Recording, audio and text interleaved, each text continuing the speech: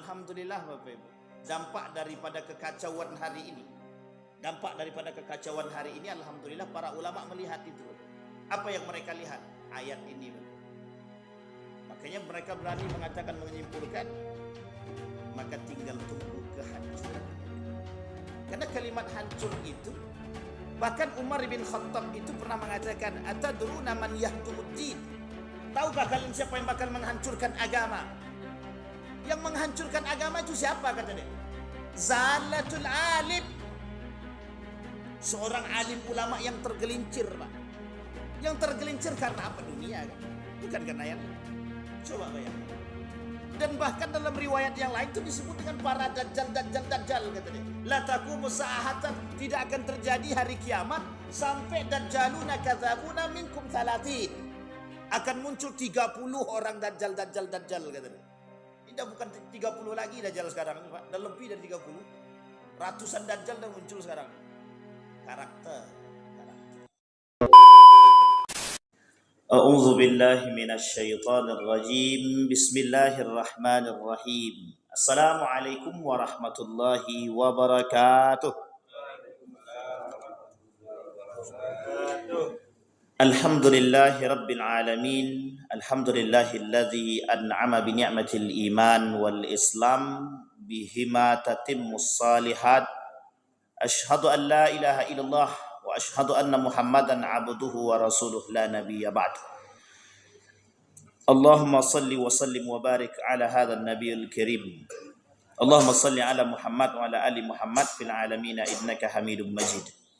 Ya ayyuhalladzina amanu taqullaha wa qulu qawlan sadida yuslih lakum a'malakum wa yaghfir lakum dhunubakum wa may yuti'illaha wa rasulahu faqad faza fawzan 'azima. Puji syukur kehadirat Allah atas limpahan rahmat, dengan selalu senantiasa mengucapkan rasa syukur kepada Allah. Alhamdulillahirabbil alamin. Bersalawat kepada Nabi dengan mengucapkan Allahumma salli ala Muhammad wa ala ali Muhammad fil alamin innaka Hamidum Majid. Insyaallah kelak kita di hari kiamat mendapatkan syafaatnya. Amin ya rabbal alamin. Mudah-mudahan di subuh hari ini Allah limpahkan rahmat dan karunia-Nya, Allah limpahkan keberkahan, Allah jadikan rumah tangga yang sakinah, mawaddah warahmah, Allah anugerahkan anak-anak yang saleh dan saleha, orang tua kita yang masih hidup, Allah luaskan rezekinya, Allah lapangkan, Allah sehatkan, Allah berkahi insyaallah. Dan orang tua yang telah mendahului kita, Allah terima amal ibadahnya, Allah tempatkan di tempat terbaik di sisinya. Amin ya rabbal alamin. Bapak Ibu sekalian yang berbahagia, tak ada lain yang pantas kita syukuri hari ini selain kita masih bisa bernafas. Itu kesyukuran yang paling besar bagi kita, karena hari ini kita melihat banyak sekali tetangga-tetangga kita satu demi satu yang meninggal, dipanggil oleh Allah, satu demi satu hilang. Yang dulu teman main dah tak nampak lagi, yang dulu masih bisa bersama tak ada lagi. Maka kelak kita juga akan begitu. Kita tinggal menunggu giliran saja. Kita tinggal menunggu kapan jadwalnya saja. Maka carilah mati yang mulia. Jangan terlalu mencari kehidupan yang mulia, tapi carilah mati yang baik atau mati yang mulia. Karena hari ini orang-orang berlomba-lomba mencari hidup yang mulia. Kalau tak dapat gelar mulia ini susah. Makanya saya sarankan sering-sering belanja ke toko mulia. Ini dalam arti kata pamer atau apa enggak. Karena namanya mulia. Karena memang Bapak Ibu sekalian yang berbahagia, hari ini semakin sulit kita melihat orang-orang yang mau mencari mati mulia itu sulit. Apalagi di akhir-akhir zaman begini itu. Mungkin ini akhir zaman, mungkin.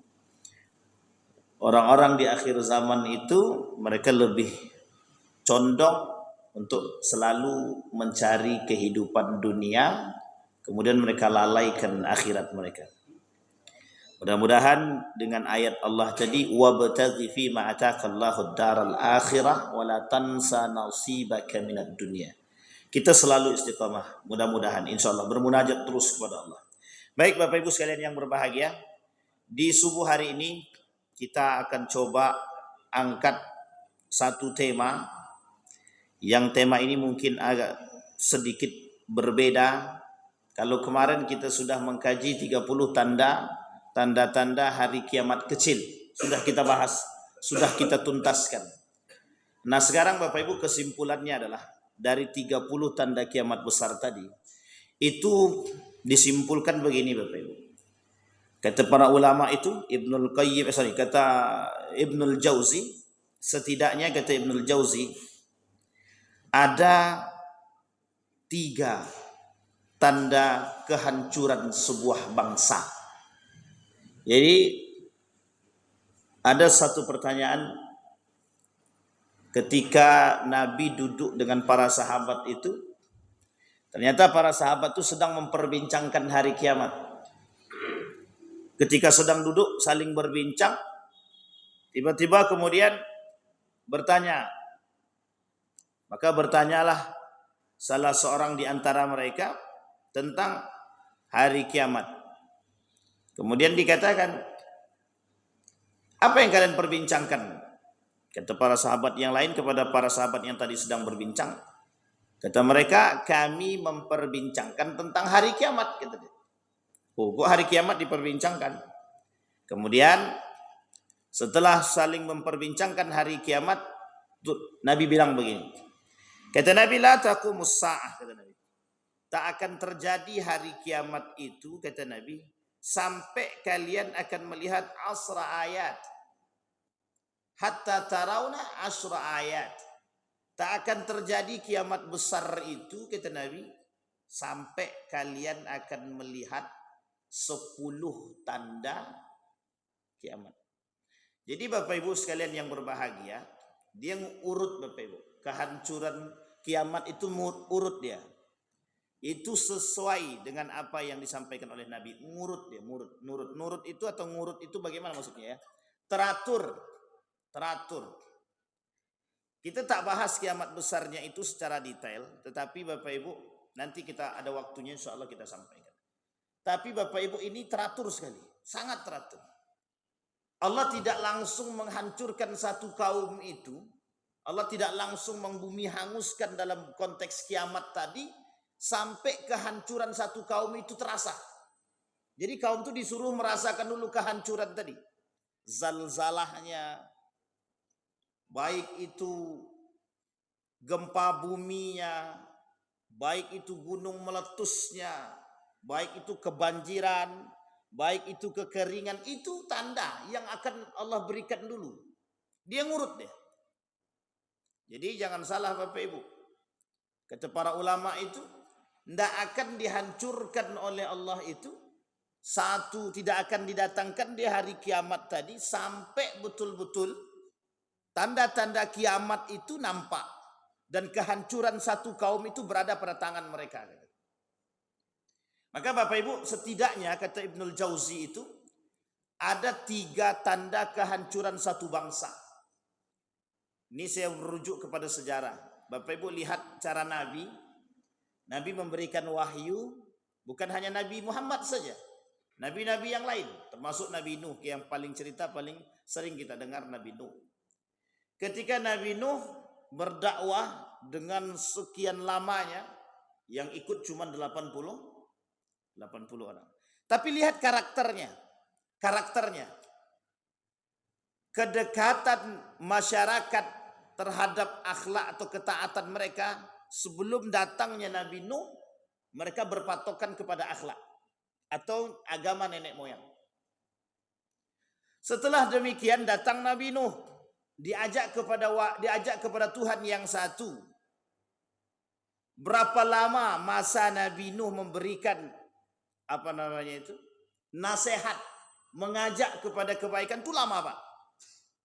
Tapi lihat akhir endingnya Bapak Ibu, endingnya. Orang yang ikut Nabi Nuh itu cuman sedikit, tak lebih, dalam riwayat disampaikan tak lebih daripada 90 atau 80-an lebih kata dia. Cuman 80-an lebih yang ikut dari sekian lama. Perjuangan Nabi Nuh itu sangat lama sekali. Dibandingkan dengan Nabi Muhammad jauh. Nabi Muhammad berapa umurnya? 63 tahun. 63 tahun Islam tersebar, Pak. Islam tersebar. Tapi Nabi Nuh tak. Hanya 80. Dan itu dianggap keanehan. Kenapa? Karena Nabi Nuh disuruh buat kapal. Itu disebutkan di dalam Al-Quran tentang cerita ini. Dan cerita ini masyhur Bapak Ibu di kalangan para ulama. Bahkan menukil tentang ayat tersebut. Begitu indahnya mereka menyampaikan para ulama tersebut. Kata Syekh Mutawalli Sya'rawi itu, coba perhatikan karakter masyarakatnya. Kata dia. Sebelum datangnya bencana yang besar itu, apa yang mereka berikan kepada, apa yang diberikan, apa yang dibiarkan oleh Allah terhadap para pengikutnya Nabi Nuh. Atau orang-orang yang ketika itu hidup di masa Nabi Nuh. Coba perhatikan. Kecintaan mereka terhadap dunia, kecurangan, perzinahan. Itu saja Pak. Tidak ada yang lain. Tidak ada yang lain Pak dari karakter-karakter kehancuran itu tak ada. Kecurangan, perzinahan, maksiat berarti kan. Semua maksiat. Kemudian apalagi dustanya, menyembah selain Allah atau Tuhan yang lain. Semua Tuhan mereka buat. Banyak Pak kehancuran itu. Tapi artinya apa? Allah melihat karakter itu. Sebelum Allah betul-betul binasakan itu. Ini yang ingin saya sampaikan di subuh hari ini Bapak Ibu. Ketika satu kaum, satu bangsa tadi, itu menampakkan karakter-karakter jahiliyah tadi. Karakter-karakter seperti masanya para anbiya itu. Dan itu dipertontonkan. Maka bahasa para ulama itu apa artinya? Itu kehancuran itu semakin dekat. Kemarin saya dikirimi satu postingan oleh guru saya. Apa kata guru saya itu? Diabolisme intelektual. Jadi Bapak Ibu, beliau berkata dalam tulisan beliau itu, faktor kehancuran satu bangsa tadi adalah diabolis, intelektual yang diabolis kata dia. Artinya apa? Ketidakjujuran para intelektual. Oh, itu berat Bapak Ibu bahasanya itu. Sederhana bahasa kita Bapak Ustadz. Banyak kali manusia pendusta. Banyak betul manusia pendusta. Kalau bahasa ilmiahnya intelektual diabolism. Kan itu terlalu tinggi Pak. Ternyata diterjemahkan dalam bahasa kita para intelektual berakal tinggi, bergelar tinggi, tapi ternyata mereka yang merusak. Nah, ini yang kemudian ingin saya sampaikan. Maka Bapak Ibu sekalian yang berbahagia, Allah menyampaikan dalam ayat dalam surat Al-Isra itu ternyata ayatnya betul-betul sangat unik dan betul-betul kalau dipahami dalam tafsirnya itu cukup menakutkan. Apa kata Allah dalam surat Al-Isra ayat 16 itu? Wa idza aradna an nuhlika qaryatan amarna mutrafiha fafasaqu fiha fahaqqa 'alaiha al-qaul fadammarna tadmira, kata Allah. Jika kami ingin menghancurkan satu kaum, satu bangsa, satu negara, kami tinggal amarnahum, kata Allah. Kami perintahkan mereka. Ada banyak kalimat ini Bapak Ibu. Amarna itu banyak kalimat. Yang pertama oleh Sa'id ibn Jubair mengatakan kalimat amarna berasal dari kalimat amara, kami perintahkan. Gitu. Apa yang diperintahkan Allah kepada mereka? Kami perintahkan orang-orang yang kaya, orang-orang yang hidupnya bermegah-megahan itu, tapi kemudian fafasakuha, kata dia. Ternyata mereka semuanya fasik. Orang-orang yang bermegah-megahan tadi, yang kami perintahkan kepada mereka untuk orang tetap bermegah-megahan, tapi ternyata mereka bukan beriman. Dengan kemegahan tadi mereka justru fasik. Justru mereka fasik. Singkat cerita Bapak Ibu, karena kefasikan itu kemudian kata Allah, fadammirna tadmira. Maka kelak orang-orang makan begitu, maka akan kami hancurkan mereka. Tadmira, kami hancurkan. Akan kami hancurkan, sepantasnya berlaku hukuman kami bagi mereka, kata Allah. Kami binasakan semuanya. Tidak pandang bulu di situ. Makanya sederhananya begini Bapak Ibu. Satu desa, di satu desa itu ada orang yang melakukan maksiat zina dia. Sekalipun ada ustadz di situ, jangankan ustadz, ada alim ulama di situ, tapi dia tak punya perhatian kepada kemaksiatan itu tinggal tunggu tanggal main, kata bahasa para ulama itu. Kata guru saya begitu dalam tulisannya tadi malam itu. Kita ini tinggal menunggu saja. Menunggu apa? Menunggu kehancurannya. Itu bahasa sangat dalam, Pak. Saya tak pernah melihat beliau itu menuliskan kata-kata demikian karena ketakutan itu, Pak. Artinya apa? Kehancuran satu bangsa. Maka kata Sa'id bin Jubair tadi diartikan, kalimat amarna tadi diartikan diperintahkan. Yang kedua, kata Abu Ubaidah ibnu Qutaibah, kata amarna itu bermakna kami perbanyak. Maka artinya jika kami hendak membinasakan satu kaum, satu negeri, kami jadikan orang-orang yang mewah di antara mereka. Kami perbanyak, kata dia, orang-orang di antara mereka yang hidup bermegah-megahan. Lalu mereka fasik. Kemudian mereka fasik. Kemudian kami hancurkan mereka. Makna pertama diperintahkan. Makna kedua diperbanyak. Makna yang ketiga, menurut Ibnu Al-Anbari, kalimat amarna, kalimah amarna diartikan sebagai penguasa. Diartikan sebagai penguasa. Artinya jika kami hendak membinasakan satu negeri, maka kami jadikan orang-orang yang hidup mewah di antara mereka sebagai penguasa. Ini 3 poin, Pak. Makna dari kalimat amarna saja dalam tafsir itu, ini dikutip, dinukil dari berbagai macam tafsir, Pak. Apa kata para ulama? Kalimat amarna saja, Bapak Ibu, diartikan 3 dalam berbagai macam makna. Yang pertama diperintahkan, yang kedua diperbanyak. Orang-orang yang hidup bermegahan itu sengaja diperbanyak, tapi kemudian mereka fasik, kemudian dihancurkan oleh Allah. Yang ketiga, Allah diartikan sebagai penguasa. Artinya orang-orang yang hidup bermegah-megahan tadi, orang yang hidup bermewah-mewahan tadi, itu mereka menjadi penguasa. Menjadi penguasa. Kemudian ketika mereka menjadi penguasa, fafasaku, kata dia. Mereka kemudian fasik. Zalim kepada Allah. Fadammarnahu tadmira. Maka kami hancurkan mereka. Bayangkan Bapak Ibu sekalian yang berbahagia, kita mengutip 3 poin tadi. Yang pertama diperintahkan, yang kedua diperbanyak, yang ketiga sebagai penguasa. Sekarang kita coba urut Bapak Ibu. Dari 30 tanda kiamat kecil yang sudah kita pelajari, itu diantara tanda-tanda kiamat yang 30 itu masuk ke 330 itu, Pak. Semuanya dari 3 poin tadi masuk semua. Kita sampaikan ada penguasa yang sombong, ada penguasa yang zalim. Itu sampai semua, Pak. Makna itu sampai. Kata Allah, kalau kami ingin menghancurkan satu negeri, kalimatnya Allah nuhlik, kata Allah. Kalimat nuhlik itu Bapak Ibu di dalam bahasa Arab dihancurkan. Tidak ada bahasa tafsiran lain, tak ada. Kalimatnya sederhana. Inilah yang menyebabkan para ulama hari ini berpikir, Bapak Ibu. Alhamdulillah Bapak Ibu. Dampak daripada kekacauan hari ini, alhamdulillah para ulama melihat itu, Bapak Ibu. Apa yang mereka lihat? Ayat ini, Bapak Ibu. Makanya mereka berani mengatakan, menyimpulkan, maka tinggal tunggu kehancurannya. Karena kalimat hancur itu, bahkan Umar bin Khattab itu pernah mengatakan, atadruna man yahdumuddin. Tahukah kalian siapa yang bakal menghancurkan agama? Yang menghancurkan agama itu siapa, kata dia? Zalatul alim. Seorang alim ulama yang tergelincir, Pak. Yang tergelincir karena apa? Dunia, kan? Bukan karena yang lain. Coba bayangkan.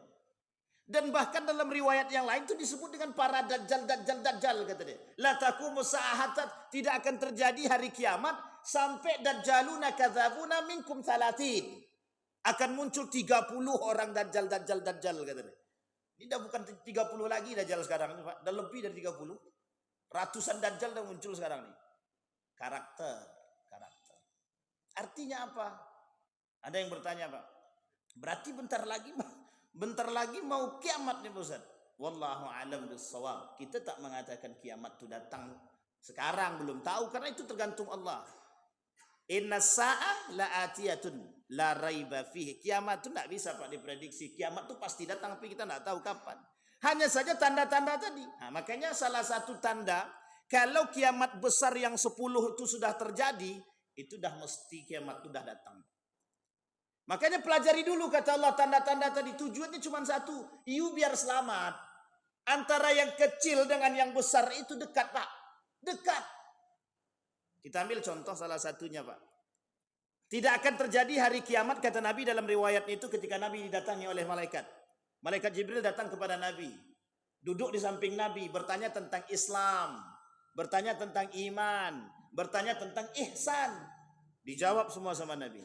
Ketika ditanya pada yang terakhir, tahu enggak kamu kapan datang kiamatnya, kata malaikat tadi. Kata Nabi, yang ditanya ini tak lebih tahu daripada yang bertanya. Oke, kata malaikat. Kemudian tanya yang kedua, apa tanda-tandanya? Salah satu tanda-tandanya, Bapak Ibu, salah satunya adalah budak melahirkan anak tuannya. Pertanyaan kita hari ini, Bapak Ibu, budak melahirkan anak tuannya itu apa? Budak melahirkan anak tuannya. Coba bisa ditafsirkan, Bapak Ibu? Ulama mentafsirkan kalimat itu. Apa kata para ulama? Budak melahirkan tuan itu bisa diartikan sebagai, bisa diartikan letterlock seperti itu juga. Dulu banyak budak-budak itu, Pak. Banyak perbudakan itu. Melahirkan anak tuannya. Apa maksudnya tuannya punya budak? Hukum budak itu pada masa jahiliyah sebelum datangnya Islam, mau diapakan bebas. Nah, anak daripada budak tadi itu hak daripada tuannya. Itu secara tekstual begitu, Pak. Yang kedua, yang dimaksud dengan perkataan demikian itu perzinahan, Pak. Perzinahan. Banyak orang-orang yang melakukan perselingkuhan dan perzinahan. Itu konteksnya, Pak. Hari ini tidak terhitung, Pak, berapa banyaknya manusia yang melakukan zina. Tidak terhitung. Setiap tempat semak-semak itu bisa banyak orang zina itu. Yang tersembunyi dan tertutup gitu. Main pakai senter kan keluar malam hari. Senter, Pak. Rupanya laki-laki perempuan sedang mesum, Pak. Itu dilemparin batu atau apa. Itu tidak usah dilemparin batu, Pak. Dicambuk aja langsung. Tidak apa-apa itu. Dirojam aja langsung. Tidak ada masalah itu, Pak. Bayangkan Bapak Ibu, orang yang berzina itu dirajam, Pak. Orang yang berzina tuh bisa dipecut pakai pelepah kurma. Tahu pelepah kurma ya?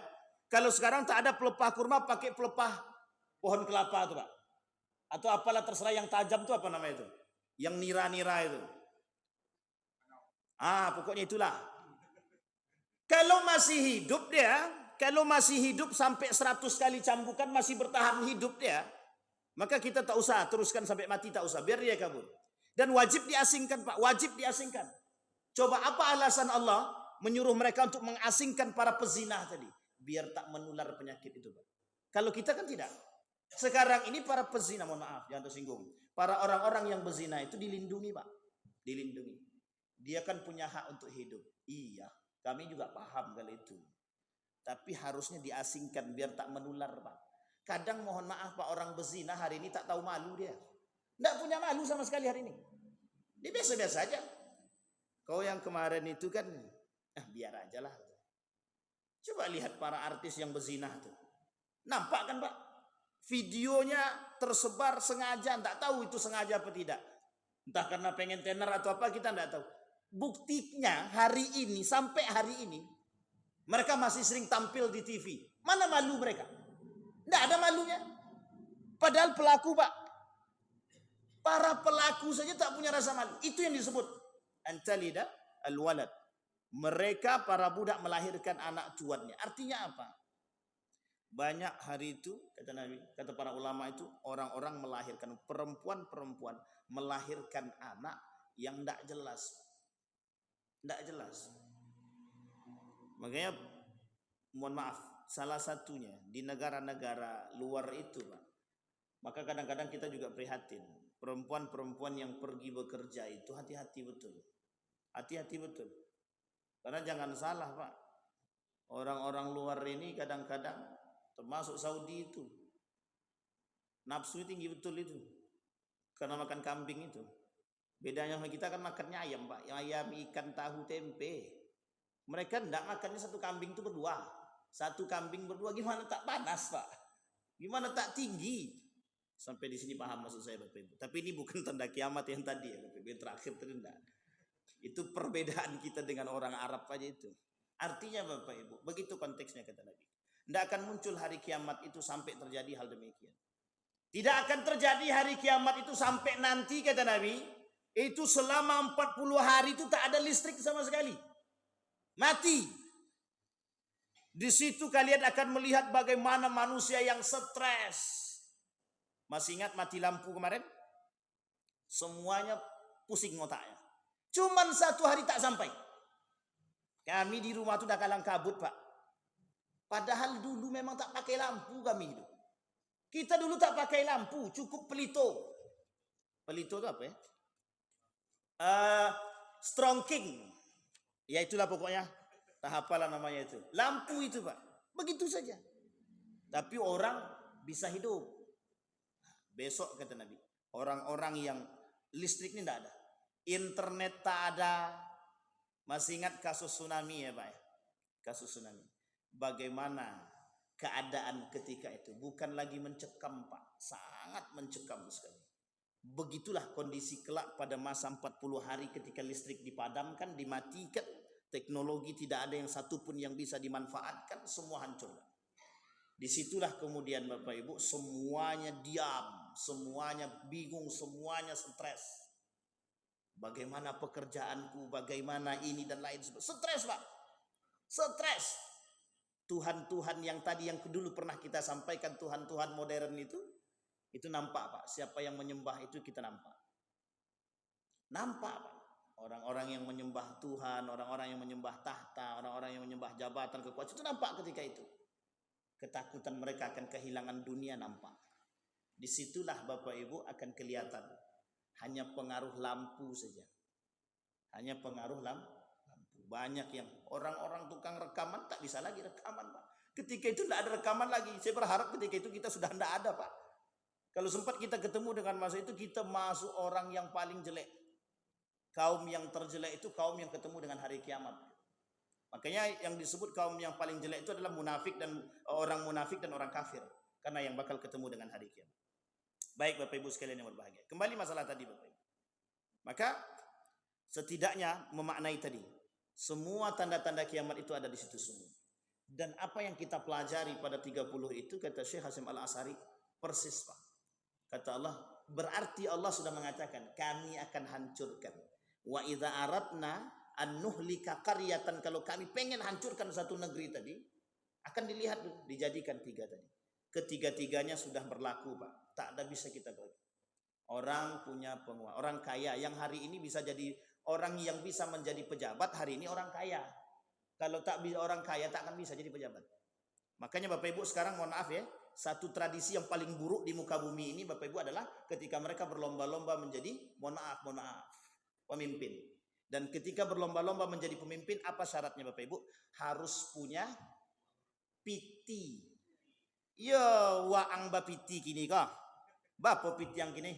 Wah, itu bahasanya siapa tak tahu saya dapat. Minimal Pak jadi bupati berapa Pak? 40 miliar. Kalau mau jadi bupati itu Pak. Astagfirullah wa atubu ilaih. 40 miliar itu Pak kalau dibagi makan, mohon maaf. Ituan orang miskin yang kita beri makan Pak. Itu lebih dari 40 orang bisa kita beri makan Pak. Bisa kita sekolahkan anak-anaknya, 40 miliar itu. Itu syarat Pak, minimal uang yang harus kita miliki sebelum jadi bupati. Kalau gubernur berapa Pak? Di atas itulah pasti. Sampai sini paham Bapak Ibu. Berarti apa? Yang harus jadi penguasa siapa? Orang kaya kan? Betul enggak yang diterjemahkan oleh para ulama, yang ditafsirkan oleh ulama daripada kalimat tersebut? Masuk Pak. Benar salahnya artinya apa yang disampaikan oleh para ulama itu tidak mungkin sembarangan. Dan itu menukil dari kalimat Allah Pak.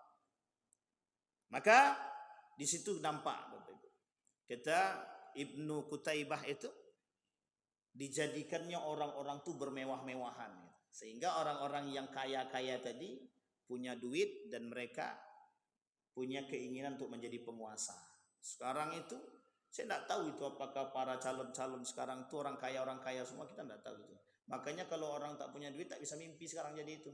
Tak bisa mimpi jadi gubernur. Tidak usah mimpi pun tak usah. Jangankan mimpi, membayangkan tak usah. Kalau duit cuma 5 juta dalam dompet, jangan bayang lagi jadi. Tapi saya diminta oleh kami, tapi banyak masyarakat yang meminta saya Pak Ustaz. Cobalah kalau tak percaya. Bukan tak sedikit hari ini Pak. Banyak juga orang-orang yang mohon maaf punya kemapanan intelektual, akhlaknya baik, agamanya bagus. Ketika menyodorkan diri, berapa maharnya? Astagfirullahaladzim. Masih mending Pak kalau 40 miliar bisa mending. 4 istri aja dapat. Paling kalau nikah tuh paling tinggi 100 juta lah kan itu. Iya enggak paling tinggi lah, masih banyak lebih tinggi. Artinya 100 juta dah dapat kan Pak untuk nikah seorang perempuan. Astagfirullah. Bayangkan Pak. Dah cantik tuh Pak ya. Artinya apa? Kehancuran satu negeri tadi semakin nampak Pak. Semakin nampak. Sangat nampak sekali. Baik. Maka kata Ibnul Jauzi, setidaknya kata Ibnul Jauzi ada 3 isyarat kehancuran tadi. Dari ayat tersebut ada 3 isyarat kehancuran kata Ibnul Jauzi. Yang pertama, penguasa yang angkuh dan sombong. Dari ayat yang tadi itu diterjemahkan, kemudian diambil kesimpulan oleh para ulama tafsir Quran itu. Kata para ulama ada 1, penguasa yang angkuh dan sombong. Kita berdoa saja Pak kepada Allah. Para calon-calon pemimpin kita ini betul-betul dekat dengan Allah. Itu saja yang kita harapkan, tak ada yang lain. Di antara semua itu kan rusak. Banyak manusia ini kan rusak Pak. Tapi di antara kerusakan-kerusakan itu, kita cari yang paling sedikit kerusakannya Pak. Kata Umar bin Khattab, saya mengulang kalimat itu, laisal akil man ya'riful khaira bainas syarr, walakinnal akil man ya'riful khaira bainas syarrain. Kata Umar bin Khattab itu orang cerdas itu yang bisa memilih di antara semua keburukan-keburukan itu mana di antara mereka yang paling sedikit keburukannya. Atau dibalik, mana di antara mereka yang paling banyak amalnya. Itu sulit tuh Pak, sulit. Makanya yang bisa disebut kata Umar, yang bisa tahu itu hanya orang cerdas, orang pintar. Tapi kalau orang mohon maaf, orang pintar tapi bodoh itu tidak mungkin bisa Pak. Apa maksudnya orang pintar tapi bodoh? Otaknya pintar, tapi dompetnya bodoh Pak. Artinya apa? Dia lebih condong pada dunianya Pak. Pintar akalnya tapi bisa dijual otaknya Pak. Orang bisa membeli otaknya. Itu yang terjadi hari ini. Orang pintar tapi kepintarannya bisa dibeli. Kepintarannya bisa dibeli. Nah, ini yang menjadi masalah kita hari ini. Mohon maaf. Kasus hari ini kan begitu. Pintar semua Pak. Bukan tak pintar itu semua yang di sana itu. Yang penyusun-penyusun itu. Masa bisa? Umur 30 dipaksakan. Salah. Belum sampai masanya kok harus dipaksakan begitu. Ya udahlah, enggak usah, kalau tak sampai umur nanti aja lah, jangan dipaksakan betul. Tapi coba dipaksakan betul. Artinya apa? Yang di atas itu bukan orang biasa. Orang pinter-pinter dan cerdas-cerdas, tapi mohon maaf. Tapi kan kecerdasan mereka diukur kan? Diukur dengan apa? Segitulah harga akal mereka Pak. Segitulah harganya Pak. Artinya apa? Begitu ketika orang yang tinggi akalnya tapi tak punya imannya, itu harga akal mereka ya harga dunia saja. Nah, ini bahasanya agak apa sedikit. Memang begitu Pak. Kata Syekh Imam Al-Ghazali itu dalam kitab Ihya Ulumuddin itu, tinggi akal itu bisa dihargai dengan dunia.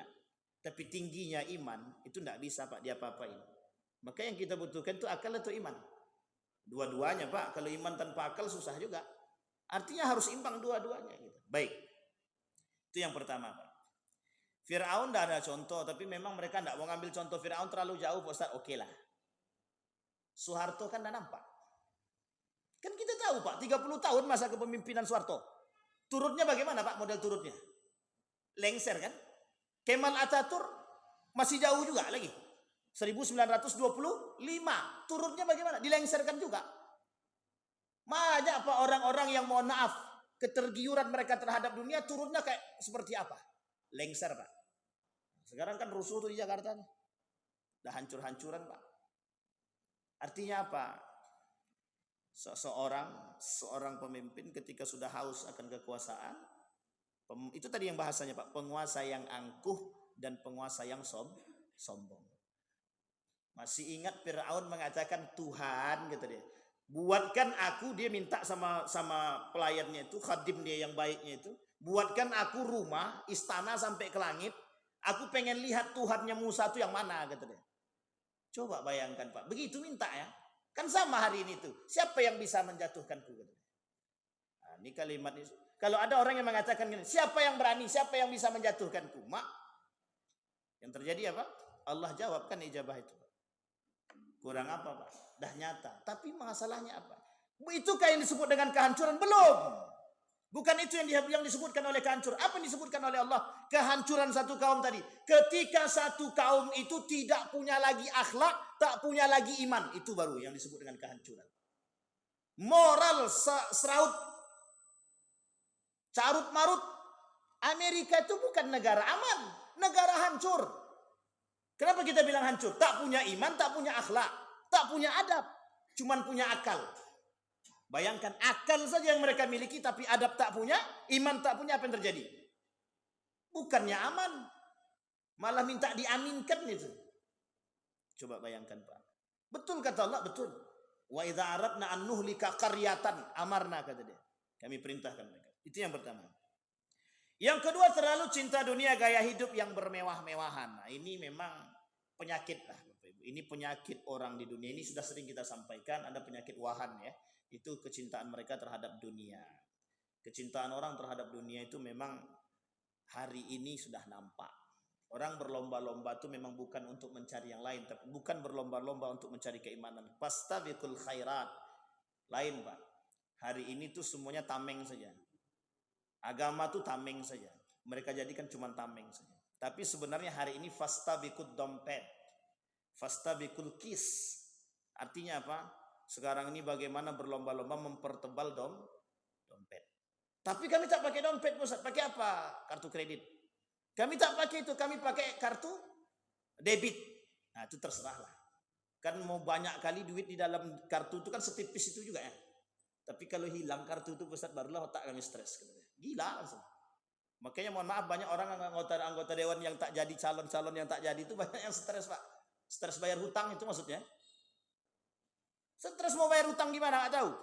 Sampai beberapa kasus di daerah-daerah itu sampai mohon maaf, ada yang itu tadilah faktor keimanan Pak, faktor keimanan. Baik, kan sudah disampaikan tuh oleh siapa dulu ya, Zainuddin MZ ya, apa yang mohon maaf ya Bapak Ibu, kita tidak mengatakan, tapi ceramah beliau yang dahulu-dahulu itu ketika diangkat sekarang sepertinya begitulah gitu keadaan, kata dia. Kudis kutil kurat, kudis kurat kutil, kata dia. Kuman, kudis kurat kutil kuman, kata dia. Dan saya masih ingat betul itu beliau menyampaikan ceramah itu dan kita rekam terus. Ternyata hari ini nampak betul. Kudis kurang disiplin, kurat kurang rapi, kutil kurang teliti gitu. Terakhirnya kuman gitu, kurang iman.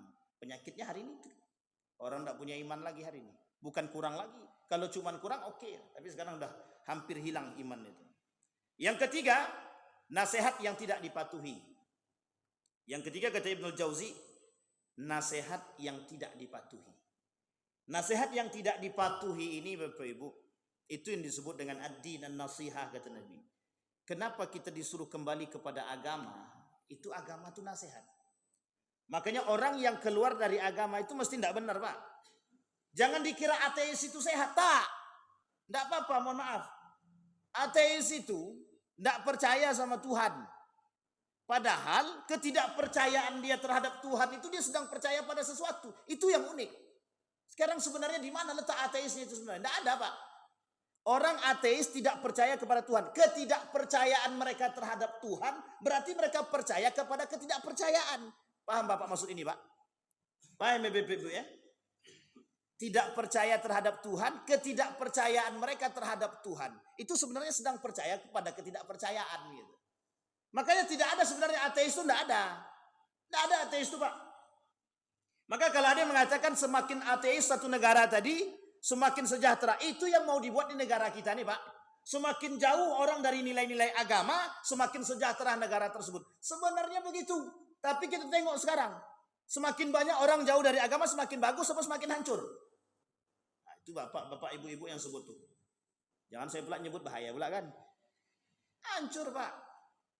Kenapa? Karena mereka tak mau lagi merujuk kepada ad-din an-nasiha. Liman, lillahi, wali rasulihi, wali kitabihi, wali a'immatil anbiya, wali ammatihim. Bayangkan Pak, yang disebut Nabi dalam hadisnya sahih. Buat siapa nasihat itu? Untuk Allah, untuk Rasulnya, kitab-kitabnya. Untuk siapa lagi? A'immatun, para pemimpin, para nabi, para pemimpin, dan ammatuhum semuanya. Untuk kita semua Pak. Artinya apa? Kalau pengen dapat nasihat kembali kepada agama. Makanya mohon maaf di Inggris itu kenapa semakin banyak orang masuk Islam hari ini? Karena mereka menemukan regulasi Pak. Mereka menemukan nasihat. Mereka menemukan keimanan. Mereka menemukan keamanan. Mereka merasa nyaman dengan agama. Merasa dapat nasihat dari agama mereka. Ketika mereka berkerudung. Wanita-wanita yang tak berkerudung. Ketika mereka berkerudung mereka terjaga. Coba bayangkan. Hari ini di Inggris itu Pak, pertumbuhan Islam itu tinggi. Di Inggris itu. Di Eropa hari ini pertumbuhan Islam itu tinggi. Maka insya Allah kapan waktu kita bahas kebangkitan Islam. Kita bahas di mana Islam akan bangkit kembali. Di Asia kah? Atau di Eropa kah? Ini prediksi para ulama Bapak Ibu. Apakah Islam itu akan bangkit kembali? Di manakah kebangkitannya? Di Asia kah? Atau di mana? Dulu namanya Renaissance. Kebangkitan Islam itu Renaissance. Itu Pak tidak bisa diingkari. Ahlul Kufah, Irak, Iran itu berperan terhadap kebangkitan itu. Itu klaim yang diklaim oleh mereka bahwa kehidupan kebangkitan Islam pada masa itu, pertumbuhan intelektual Islam itu pada masa itu memang dinasti Umayyah, dinasti Abbasiyah, dan daerah-daerah negara-negara yang masuk dalam lingkaran itu ada Iran, ada Irak, dan itu termasuk Khurasan. Ini bukan Khurasan dalam filmnya Jet Li ya, bukan, tapi Khurasan memang betul Pak. Bermunculan orang-orang cerdas pintar. Imam Syafi'i, Imam Al-Ghazali, Ibnu Sina, Averroes, Ibnu Rusdi, Ibnu Hayyan, Ibnu Jabbar, Al-Jabar. Banyak lagi Pak. Itu para intelektual muslim, hafal Quran semua. Di antara mereka itu Pak mayoritas bukan dari Saudi Arabia. Mayoritas bukan dari Saudi Arabia. Mayoritas berasal daripada perbatasan-perbatasan negara. Ada yang dari Irak, ada yang dari Iran, ada yang dari Damaskus. Bukan dari Saudi itu. Coba ada yang dari Persia. Belum saya temukan lagi dari Indonesia. Itu belum saya temukan. Karena dalam itu tidak ada riwayat tentang Indonesia ketika itu. Tapi dari negara-negara tersebut muncul Pak. Nah, sekarang kita mau lihat ke depan. Kata Allah, wa tilkal ayyam nudawiluha bainan nas. Kami akan pergulirkan itu. Islam bangkit, hancur, kemudian Islam akan bangkit kembali. Nah, kebangkitan Islam inilah yang kemudian diprediksikan oleh para ulama-ulama Islam itu.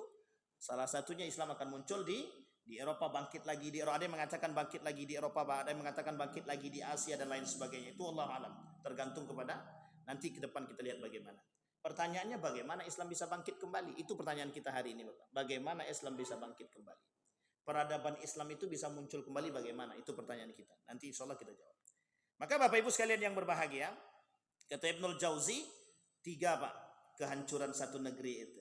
1, apa tadi Bapak Ibu? Yang pertama, penguasa yang angkuh. Yang kedua, apa Bapak Ibu? Cinta terhadap dunia. Yang ketiga, nasihat yang tidak dipatuhi. Makanya Bapak Ibu hari ini nasihat ulama itu masuk telinga kanan, keluar balik. Artinya apa? Tak masuk. Tak masuk. Kenapa tak masuk? Ya gimana mau masuk yang ulamanya aja begitu? Kan begitu bahasa orang lagi. Ulama yang membisikkan itu seperti apa? Yang menasehati seperti apa? Ketika sedang menasehati, mulut menasehati ke telinga, ini ilustrasi saja Pak. Mulut menasehati, telinga mendengar, tangan memberi. Yang satu ngambil, tak jadi Pak nasihat yang tuk mental langsung keluar Pak. Saya paham maksud saya Bapak Ibu. Bagaimana kita punya pemimpin yang baik kalau kita ulama kita mohon maaf juga tidak istiqamah. Makanya kehancuran satu negeri, bangsa disebabkan oleh kehancuran umara. Kehancuran umara disebabkan oleh kehancuran ulama. Nah, itu yang kita takutkan. Makanya bahasanya Umar bin Khattab dalam hadisnya itu begitu. Hal tadri man yahdumuddin. Tahukah kalian siapa yang menghancurkan agama? Kata dia, zallatul alim, nomor pertama. Apa maksud zallatul alim tadi? Para alim ulama yang tergelincir. Yang kedua, imam, pemimpin yang tidak adil, pemimpin yang tidak jujur, pemimpin yang angkuh, pemimpin yang zalim. Sinfani min ahlin nar lam arahuma, kata Nabi. Ini harus kita ulang Pak hadis ini. Ini harus sering-sering diperdengarkan biar sadar Pak. Sinfani min ahlin nari lam arahuma qaumun ma'ahum siyad ka'aznabil bukhti yadribuna bihan nas. Satu kaum, satu pemimpin yang punya kekuasaan, yang punya keangkuhan, yang punya kesombongan, yang punya kekayaan, yadribuna bihan nas. Dengan kekuasaan tadi dia hancurkan tuh rakyat-rakyat dia. Sampai sini paham Bapak Ibu ya. Jadi kalau pemimpin yang sudah punya kekuasaan, angkuh dia, sombong dia, kaya dia, tak punya iman dia, itu masyarakat-masyarakat itu, rakyat-rakyat itu tujuannya ya, mohon maaf, itu tempat hasil pendapatan dia. Artinya apa? Dijualnya masyarakat tuh untuk dapat tadi. Yadribuna bihan nas. Otoriter lah. Protes masuk, kritik tembak, kan begitu. Zaman Soeharto kan begitu Pak. Apa tuh itu mesti dari zaman Soeharto tuh kan. Hidup tembak, kritik tembak. Masih mending sekarang kita masih bisa bersuara Pak. Alhamdulillah. Kalau enggak zaman Soeharto habis Pak. Sampai sini paham Bapak Ibu ya. Itu bayangkan Bapak Ibu. Cara mereka kehancuran satu kaum. Yang kedua kata Nabi, ya orang dua golongan, golongan kedua yang tidak aku lihat itu kata Nabi, dan mereka di neraka dan tidak bisa mencium bau surga pun, walarihuha, kata Nabi, mereka nggak bisa mencium bau surga itu. Yang kedua tersebut adalah perempuan, nisaun ariyatun mumilatun, perempuan yang berpakaian tapi telanjang. Nah, itu dah Bapak Ibu tengok setiap hari itu. Setiap hari perempuan hari berpakaian tapi telanjang itu. Uniknya lagi, kemana? Kita dah ingatkan bebuih Pak. Bahkan face to face kita bilang, Mbak Ibu pakai celana sempit, nampak lekuk tubuhnya sama kayak telanjang. Begitu kita ngasih tahu, besok lebih sempit pakai lagi. Itu pula uniknya sekarang. Jadi sudah tahu Bapak Ibu. Artinya apa kata Nabi? Mereka tidak akan pernah terlihat di dalam surga. Dan mereka tidak akan bisa mencium bau surga. Bau surga pun mereka tidak akan cium. Maka Bapak Ibu sekalian yang berbahagia. Nah, ketika kehancuran satu negeri ini sudah sangat nampak, maka Allah pertunjukkan tanda-tanda kiamat besar itu Allah tunjukkan. Akan Allah tunjukkan Pak kiamat-kiamat besar itu. Perzinahan sudah merebak, khamar sudah biasa, dusta sudah biasa, halal haram sudah tak nampak, sudah tak jelas halal haram itu Pak. Nah, jadi kalau semua ini sudah terjadi, kemaksiatan di mana-mana, barulah kemudian Allah perlihatkan dosa besar. Kiamat besar. Nah, kiamat besar itu kata Syekh Mutawalli Sa'rawi paling tidak ada 10. Ada 10 dan itu nanti satu-satu Pak akan dinampakkan. Satu-satu di antara kiamat besar itu akan nampak. Satu di antara alamat besar, tanda-tanda kiamat besar itu yang akan nampak nanti adalah salah satu di antaranya. Dia banyak Pak, ada 10. Salah satu di antaranya nanti ada yang bermunculan zalzalah. Orang akan melihat zalzalah di mana-mana Pak. Gempa bumi, kemudian banjir yang tak henti-henti, kemudian gunung meletus. Ada orang bilang itu fenomena alam Pak Ustaz. Iya, kita juga tahu kalau itu fenomena alam. Tapi kalau dikaji secara ilmiah, secara akademik, iya fenomena alam. Tapi coba kaji secara keimanan. Coba dulu ngaji, tengok dulu baik-baik, betul kah? Rata-rata kehancuran satu negeri itu begitu. Dihancurkan begitu. Diberi hujan, banjir, Nabi Nuh. Apa kurang lagi? Nabi Yunus dikasih penyakit. Kita dulu penyakit sudah, gempa sudah, masih tak sadar kita kan? Gempa sudah, gunung meletus sudah di Yogyakarta dari 2006. Gempa bumi, gunung meletus, banjir bandang, pokoknya tsunami, lebih daripada itu. Terakhir corona. Dah tahu tuh Pak kalimat corona itu kan karena. Corona sudah sampai 2 tahun orang stres, tak bisa ngapa-ngapain. Bertegur sapa pun tidak, salaman aja pakai jotos. Saking parahnya dan berbahayanya mereka anggap. Salaman tak boleh, jotos boleh. Sampai di sini paham Pak? Yang tak masuk akal bisa diterima ketika itu. Coba bayangkan yang ketika itu yang tak masuk akal bisa terima. Artinya apa? Goncangan demi goncangan sudah terjadi. Baik goncangan bumi, baik goncangan fisik, begitu juga goncangan hati, Pak. Hancur, Pak. Kemudian nanti diperturunkan. Setelah itu muncul ada Ya'jud. Kemudian ada Nabi Isa, ada Dajjal, ada gedung-gedung yang tinggi megah bermata Dajjal. Banyak Pak, turun Isa Al-Masih. Ketika turun Isa Al-Masih, dibasminya semua, kembali manusia kepada kebaikan, Allah hancurkan, Allah matikan, satu persatu habis. InsyaAllah kita bahas di pertemuan selanjutnya tentang kiamat besar. Kiamat besar ini kalau dikaji dalam kajian ilmiah, mungkin banyak orang berpikir hari ini sudah mulai nampak. Sungai Efrat sudah mulai kering. Hanya saja ikatnya tak nampak lagi kemana dan lain sebagainya Bapak Ibu. Banyak tanda-tandanya Bapak Ibu. Yang memang tanda-tanda itu tujuannya bagi kita umat mukmin ini, orang-orang yang beriman, orang-orang yang Islam ini untuk mempelajarinya agar kita bersiap. Tidak ada yang lain Bapak Ibu. Ulama berpendapat salah satu tujuan mempelajari itu bagi kita adalah satu hal saja. Agar kita bisa waspada, yang bisa mati dalam husnul khatimah. Itu saja yang kita inginkan. Karena mohon maaf Bapak Ibu, berat ujian orang yang hidup di akhir zaman itu berat. Lebih berat Bapak Ibu daripada orang yang hidup yang tidak berada di akhir zaman.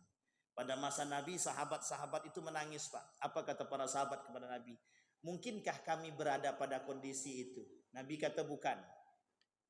Di situ sahabat yang tadinya bersedih Pak. Bersedih. Itu kemudian agak sedikit lega. Kenapa? Itu bukan mereka. Hanya saja kata Nabi generasi-generasi selanjutnya. Masalahnya generasi-generasi selanjutnya, adakah keturunan mereka? Ada. Itu yang kemudian menjadi persoalan dari keturunan itu. Itu yang kemudian yang tadinya tersenyum, yang tadinya bahagia kemudian kembali bersedih. Kenapa? Bagaimana nanti keadaan cicit kami, kata para sahabat. Bagaimana nanti keadaan generasi kami? Akankah mereka beriman kepada Allah atau tidak? Itu yang kita takutkan hari ini, Pak. Kita bapak-bapak yang ada di sini nampak tua-tua. Mungkin agak aman sedikit. Yang dah nampak umur 70, 60, 70 udah agak aman sedikit ibu-ibu. Insya Allah mudah-mudahan istiqamah. Tapi yang menjadi masalah adalah generasi setelahnya. 20 tahun yang akan datang kita tidak tahu Pak. Bagaimana kondisi kita yang hari ini saja sudah carut marutnya minta ampun, apalagi yang 20 tahun yang akan datang. Saya kira itu saja Bapak Ibu, mudah-mudahan ada manfaat bagi kita semua. Mudah-mudahan bisa selalu kita istiqamah dan kita jadikan nasihat untuk kebaikan kita. A'udzubillahi minasyaitonirrajim. Bismillahirrahmanirrahim. Alhamdulillahirabbil alamin. Hamdas syakirin, hamdan naimin, hamdan yuwafi ni'amahu wa yukafi'u mazida. Ya Rabbana lakal hamdu kama yanbaghi li jalali wajhikal karim wa 'azimi sultanik. Allahumma salli ala Muhammad wa ala ali Muhammad fil alamin innaka Hamidum Majid. Allahumma faqihna fid din. Allahumma faqihna fid din. Allahumma faqihna fid din wa 'allimna at-ta'wil. Allahumma inna ala dzikrika wa syukrika wa husna ibadatik. Allahumma inna nas'aluka imanan kamilah wa yaqinan sadiqa wa amalan salihan mutaqabbala wa tijaratan lan tabur. Allahumma ij'al tajammu'ana tajammu'an marhumah waj'al tafarruqana min ba'di tafarruqan ma'sumah. Allahumma jannibna min munkaratil akhlaq. Allahumma jannibna min sayyiatil khuluq. Allahumma ahsin aqibatana fil umuri kulliha ya arhamar rahimin. Allahumma ansur man nasara ad-din wa khudhul man khadhal muslimin. Allahumma ansur ikhwanana al-mujahidin fi Palestin wa fi Gaza wa fi kulli makan. Allahumma dammiril yahud.